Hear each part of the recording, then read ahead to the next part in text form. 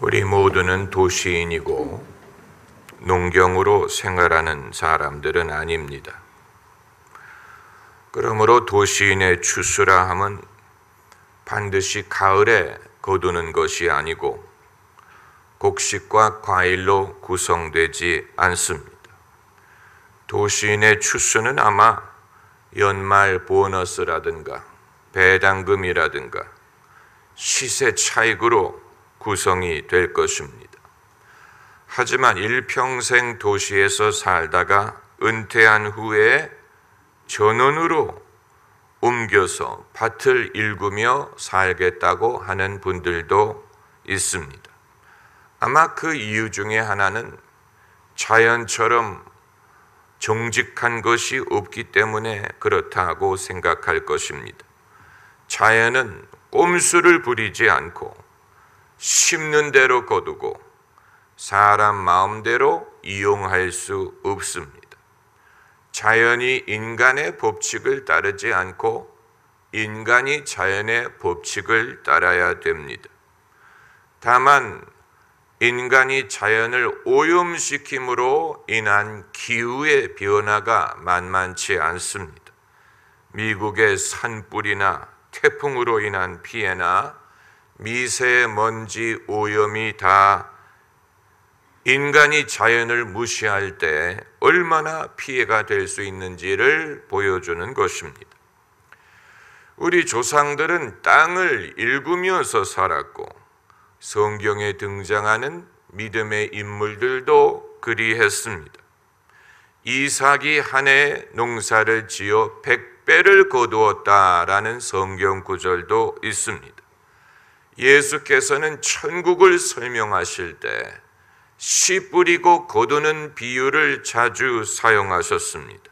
천국은 땅에 뿌리는 씨앗과 같다고 말씀하셨습니다. 여러분, 땅은 거짓말을 하지 않습니다. 심지 않는 것을 거두기를 기대할 수 없습니다. 또 땅은 수고와 인내를 요구합니다. 시즌이라는 것이 그래서 있는 것입니다. 땅은 풍성함을 가능하게 합니다. 사람이 농사를 지어서 자기가 먹을 것을 생산하는 것뿐만이 아니고 여러 사람들을 먹일 수 있습니다. 농사의 텀은 한 해 한 해 봄에 씨를 뿌려서 가을에 거두는 한 해 안에 추수를 거둘 수 있습니다. 그러나 인생의 추수는 한 해 단위로 이루어지는 것 같지 않고 한 세대를 단위로 이루어지는 것 같지도 않고 적어도 성경적으로는 3대에 거쳐서 전모가 나타난다고 봅니다. 그렇기 때문에 우리의 하나님을 아브라함의 하나님, 이삭의 하나님, 야곱의 하나님 3대에 걸쳐서 당신을 드러내시고 당신의 약속을 이루시고 말씀하셨기 때문입니다. 하나님이 주신 약속은 아브라함의 시대에 성취되지 않았고 이삭이 그 믿음을 이어받아야 했고 야곱이 그 믿음을 이어야 했습니다. 사도 바울이 디모데에게 말할 때 내 외조모 로이스에게 있었던 믿음이 내 어머니 유니게에게 있고 이것이 너에게 있는 줄을 확신한다 라고 했습니다. 그러니까 디모데 같은 신앙의 인물을 만들기 위해서 디모데 자신의 믿음도 중요했지만 외조모의 믿음, 어머니의 믿음, 그리고 디모데의 믿음에 이르러서 하나님이 원하는 그런 믿음의 인물이 배출될 수 있었다는 얘기입니다. 제가 목사가 될 수 있었던 이유가 제 자신이 위대해서라든가 거룩해서 그런 것이 아니고 많이 부족하지만 그럼에도 하나님이 저 한 사람을 쓰기 위해서 옛날에 저희 어머니가 교회 다니시기 이전에 저를 미션스쿨에 보내신 것도 어린 나이에 신앙을 접하게 하기 위한 것이 아니었을까라고 생각을 하고, 저희 아버님이 캐나다로 이민을 단행하셨기 때문에 저희 가족이 교회를 출석하게 된 것이고, 이 모든 우여곡절을 통과해서 제가 주의 종으로 헌신할 수 있었던 것이 아닌가, 이런 생각을 합니다. 많이 부족하지만 주님이 하실 일은 여기서 끝난 것이 아니고 장기적인 기다림, 또 믿음, 그리고 비전이 필요하다고 보는 것입니다. 꿈과 믿음은 단기간에 걸쳐서 탄생하지 않습니다. 꿈과 믿음은 장기적인 일관적인 집중, 기다림, 그리고 하나님의 인도를 필요로 하는 것으로 보입니다. 이스라엘 백성이 애굽에서 나온 후에 가나안 땅에 들어가는데 적어도 한 세대가 걸렸습니다. 성경에서 한 세대를 뜻하는 기간이 40년인데 우리는 이스라엘이 애굽에서 나온 후에 즉시 가나안 땅에 들어가지 못한 것이 그들의 잘못 때문이다라고 생각을 하지만, 어떻게 보면 이 약속의 땅을 주시리라는 믿음을 키우는데 적어도 한 세대가 필요했기 때문이 아닐까, 이렇게도 생각을 해 볼 수 있습니다. 애굽에서 나온 첫 세대가 가나안 땅에 들어가기 전에 광야에서 다 죽고, 그 다음 세대에 하나님이 약속하신 땅을 차지할 수 있었다는 것은, 하나님이 인간에게 주시는 꿈은 단기적으로 이루어질 수 있는 것이 아니고 장기간에 거쳐서 그것이 구체화되고 이루어지는 꿈이라고 볼 수 있는 것입니다. 목적에 이끌리는 민족의 모습을 이스라엘에서 우리가 발견할 수 있는 것입니다. 요즘 젊은 세대가 왜 꿈이 없느냐, 왜 비전이 없느냐라고 우리가 말하지만, 꿈이라는 것이 그렇게 삽시간에 생길 수 있는 것이 아니에요. 그렇기 때문에 삽시간에 꿈이 생기지 않는다고 이상하게 생각할 필요 없습니다. 적어도 성경적으로 봤을 때 성경적인 꿈과 비전이란 대를 이어서 구체화되고 성취됐습니다. 다윗이 예루살렘의 성전 짓는 꿈이 있었지만 당대에 그 꿈을 이루지 못했기 때문에 그 다음 세대 솔로몬의 시대에 가서 비로소 성전을 지을 수 있었던 것과 마찬가지입니다. 그럼 다윗이 성전을 지으려는 꿈은 헛된 것이었다는 말이냐? 아니에요. 다윗이 당대에 그 꿈을 가졌기 때문에 다음 세대에 그것을 이룰 수가 있었던 것이고, 그리고 다윗이 다음 세대에 성전 건축이 가능하도록 자기가 할 수 있는 범위 안에서 준비를 하고 건축 자재를 모아놓고 비용을 준비하고, 그렇게 해서 장기적인 계획을 통하여 성전을 지을 수 있었던 것입니다.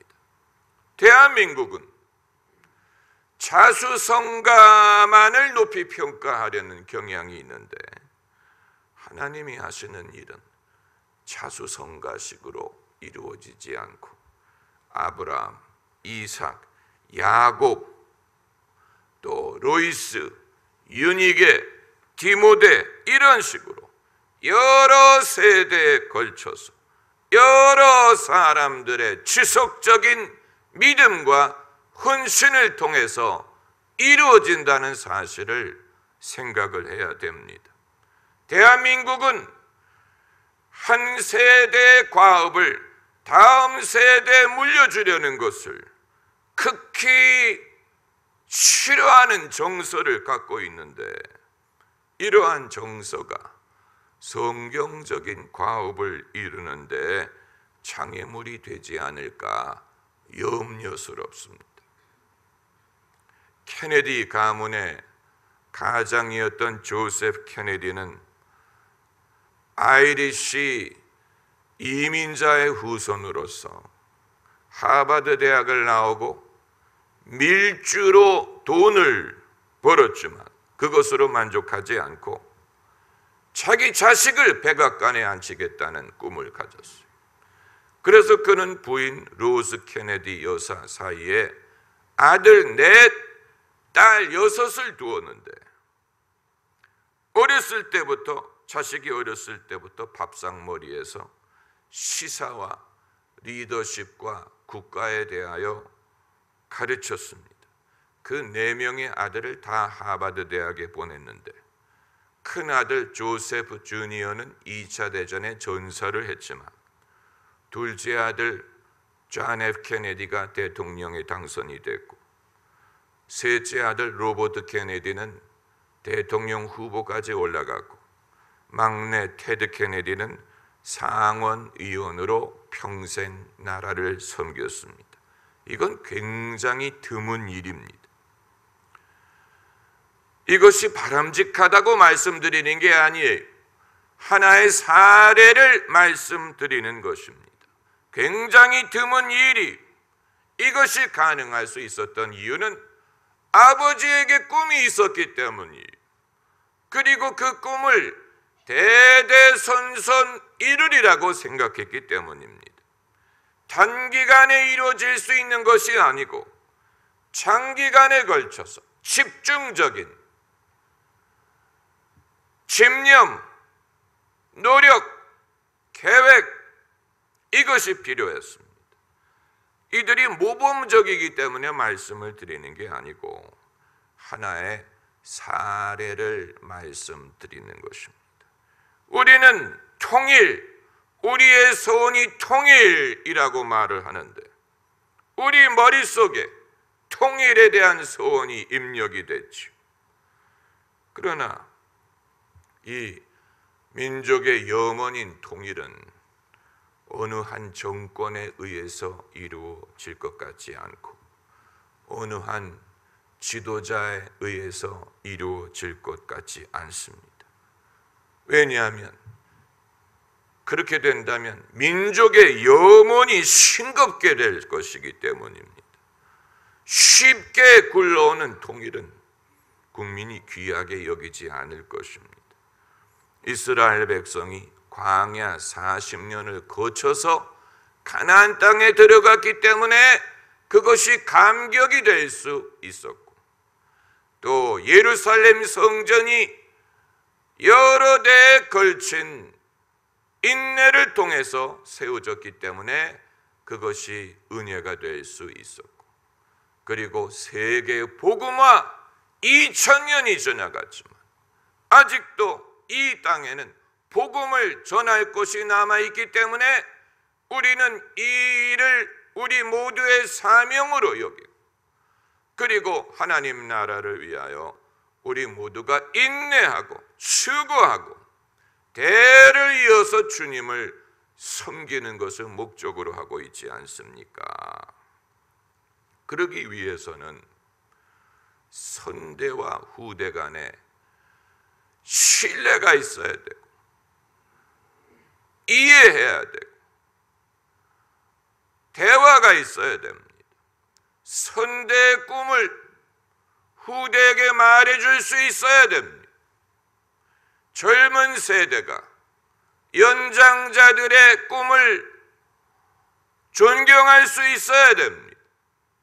세대 간의 대화가 이루어져야 됩니다. 그런데 대한민국에는 그러한 대화가 이루어지는 것처럼 보이지 않습니다. 우리는 의외로 고집이 많은 민족이고 자존심이 강한 민족이고 쉽게 마음이 상하는 민족이고 한 번 마음이 상하면 마음을 닫아놓는 경향이 있는 민족이에요. 그렇기 때문에 민족의 염원이 있다고 하더라도 민족이 함께 머리를 맞대고 수고해서 그것을 이룰 수 있을지 심히 염려가 되는 것입니다. 그러나 노력을 해야 됩니다. 다음 세대와 대화를 하려고 애를 써야 되고 마음을 전달해야 됩니다. 단절을 극복하기 위해서 애를 써야 됩니다. 유대인 사회는 세대 간의 단절이 없고 유대인들은 그들이 살아남기 위해서 그 국가를 위하는 마음 또 그 동족을 위하는 마음이 전 세계의 모든 유대인들이 공유하고 있는데 우리는 왜 같은 민족끼리도 서로 대화가 쉽지 않고 같은 목적을 두고도 서로 등을 돌리는지 도대체 알 수가 없습니다. 우리는 너무 단기적으로 생각하는 것으로 보입니다. 단기적으로 목적을 이루려고 하고 단기적으로 이루어지지 않으면 쉽게 낙심하려는 경향이 있습니다. 단기적으로 이루어지지 않을 때 포기하려는 그런 성향이 있는 것 같습니다.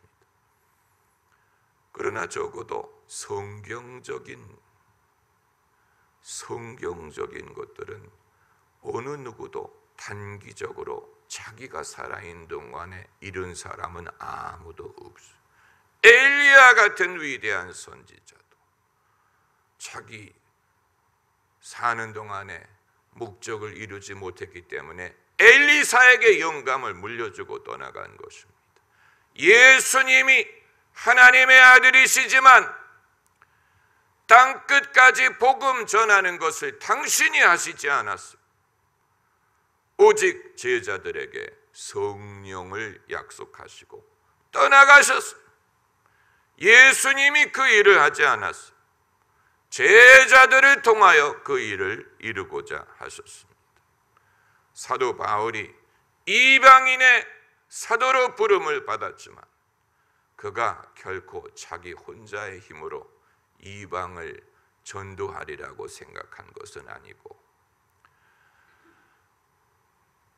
그 이후에 디모데, 디도, 실라 그리고 알 수 없는 많은 믿음의 사람들이 나와서 그 일을 이루어 갈 것을 내어다 보았습니다. 그렇기 때문에 성경이 제일 강조하는 것 중에 하나가 제자를 삼아라는 것입니다. 모든 족속으로 제자를 삼아라.